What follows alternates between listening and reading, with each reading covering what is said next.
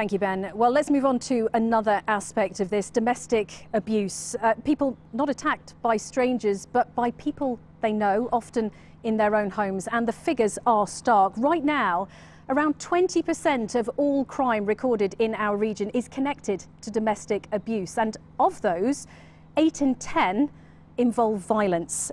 The pandemic, we know, has created a real surge in the number of these types of crimes. But in our region, the biggest rise by far is in Cambridgeshire. It's up by 53% since the start of 2019. And when it comes to getting justice for the victims, for the survivors, only around 5% of these actually end up with someone being charged. Now, of course, men are victims of domestic abuse too, but by far, the number of women that are subject to violence outweighs the men, and those attacks tend to be more violent.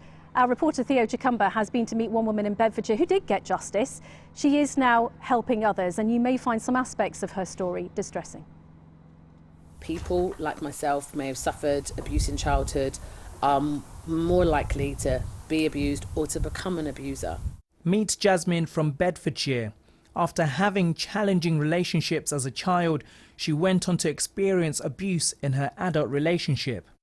It was the emotional, it was the mental. I was threatened, shouted and screamed at. I had major issues with self-loathing because, you know, I'd been told that I looked disgusting. You know, I've been beaten with all manner of objects, from broomsticks, metal bars, mop sticks, punched, slapped. You know, I've endured a lot. Hi, welcome to Victim Support. And it's places like this where victims can come and find refuge. Staff here are on the forefront, helping those in desperate need of help.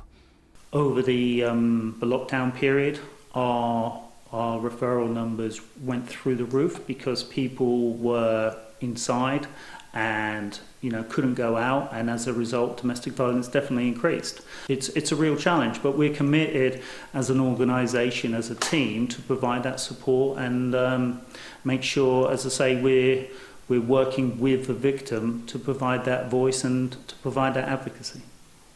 Like Victim Support, Jasmine's using her experience of overcoming abuse to empower other women by putting on conferences like this. However, with domestic abuse figures across the East still in their tens of thousands year on year, she's pushing for change. Hearing those kind of statistics that, you know, things aren't going in the desired direction just highlights we've got more work to do, but I think we need to start working with schools so that young boys and young girls are educated on what a healthy relationship looks like, and, you know, people that are perpetrators as well as victims of abuse can seek help. Domestic abuse can come in many forms, physical and mental, and it can take years before you are compelled to act.